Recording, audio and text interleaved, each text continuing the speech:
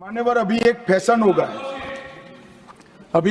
गया है, आम्बेडकर आम्बेडकर आम्बेडकर आम्बेडकर आम्बेडकर आम्बेडकर आम्बेडकर आम्बेडकर आम्बेडकर आम्बेडकर आम्बेडकर आम्बेडकर। इतना नाम अगर भगवान का लेते तो 7 जन्मों तक स्वर्ग मिल जाता।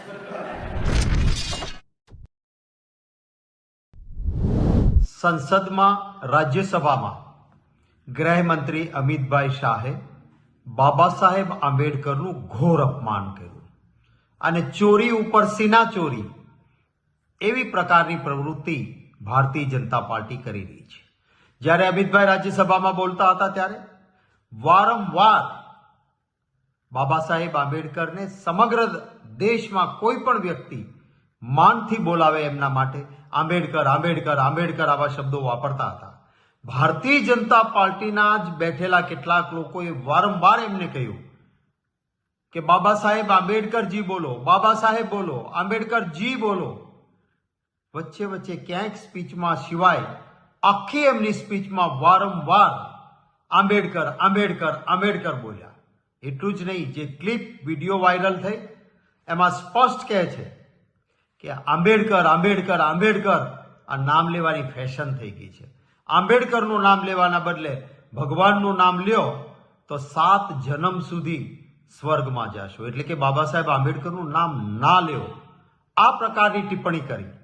એ જ વખતે વિરોધ પક્ષમાંથી અમારી વાત અને આ પ્રકારની વાત એ ન કરે એના માટે અમારા નેતા જેઓ એક ગરીબ મજદૂરના ઘરમાંથી સંઘર્ષ કરીને વર્ષો સુધી ધારાસભા, સંસદ, લોકસભા, આજે રાજ્યસભાના નેતા ખરગે સાહેબ, એ ખરગે સાહેબ વારંવાર કહ્યું કે આ બરાબર નથી ને મારી વાત કરવા દો।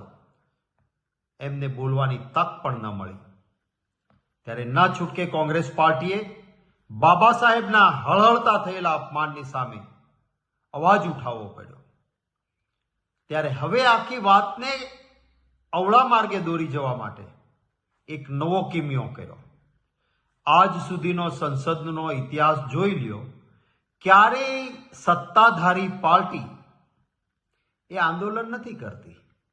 સત્તાધારી પક્ષ એને સંયમ રાખવાનો હોય અને સત્તા ચલાવવાની હોય, ધાર્યું તે એમનું થાય, પણ વિરોધ પક્ષને પોતાની વાત મનાવવાની હોય તો આંદોલન, અવાજ ઉઠાવવાનો, ધરણા, પ્રદર્શન આ વિરોધ પક્ષનું કામ હોય છે।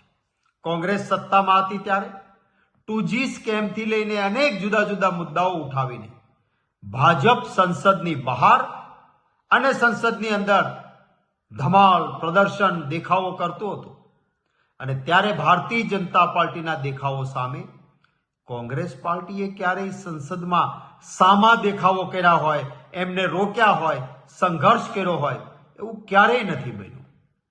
આજે સંસદમાં માત્ર બાબા સાહેબનું અપમાન કર્યા પછી જુદી દિશામાં આખી વાતને લઈ જવા માટે કોંગ્રેસનું પ્રદર્શન ચાલતું હતું, ત્યાં સામે ભારતીય જનતા પાર્ટીઓએ ગુંડાગીરી શરૂ કરી, સંસદમાં પ્રવેશ થતા અટકાવ્યા, ધક્કમ ધુક્કી કરી, ખરગે સાહેબને ધક્કા માર્યા, અમારા મહિલા સાંસદોને ધક્કે ચડાવ્યા અને રાહુલ ગાંધીજી જ્યારે પ્રવેશ કરતા હતા ત્યારે એક નવું નાટક ઊભું કર્યું।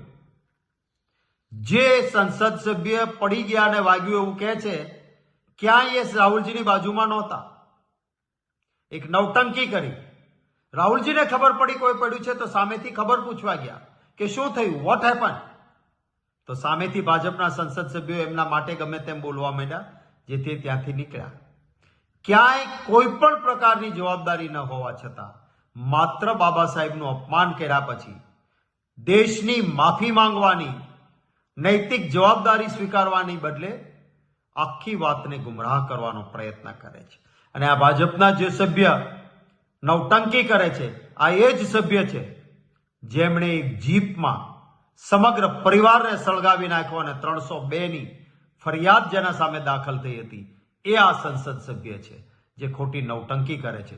શું ખડગે સાહેબ આટલી મોટી ઉંમરના નેતા, એમને હડસેલા માર્યા એનો કંઈ વાંધો નહીં। અમારી મહિલા સાંસદો સાથે ગેરવર્તણૂક કરી ભાજપના સાંસદોએ રાહુલજીને અંદર પ્રવેશ કરતા અટકાવ્યા અને પછી ઉલટો ચોર કોટવાલને દંડે આવી પરિસ્થિતિ નિર્માણ કરી છે, ત્યારે મુદ્દાને બીજે લઈ જવાના બદલે બાબા સાહેબ આંબેડકરનું અપમાન હિન્દુસ્તાન સહન નહીં કરે. ભારતીય જનતા પાર્ટીએ આનો જવાબ આપવો પડશે.